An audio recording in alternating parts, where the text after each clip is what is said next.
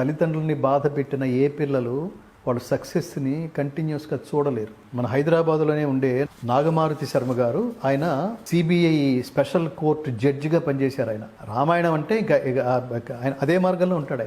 ఆయన ఒక మాట అన్నాడు, నేను ఇవాళ సుఖమైన జీవితం, ఆరోగ్యకరమైన జీవితం, సంస్కారవంతమైన జీవితం గడుపుతున్నాను అంటే దానికి కారణం నా తల్లిదండ్రులకి నేను సేవ చేయటమే అన్నాడండి.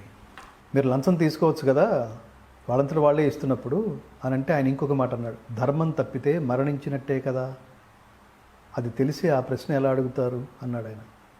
వీళ్ళు మానవ లోకానికి దిక్సూచులు వీళ్ళు. ఇవి వాల్యూస్ అంటే ఇవి. నాకు జీతం ఇస్తున్నప్పుడు మీ దగ్గర నుంచి లంచం తీసుకోవడం ఏమిటి? లంచం ఇచ్చేవాడు నవ్వుతూ ఇస్తూ లోపల ఏం సంకల్పిస్తాడు? మీరు 10 కాలాల పాటు ఇలాగే లంచం తీసుకుంటూ క్షేమంగా ఉండండి సార్ అంటాడా?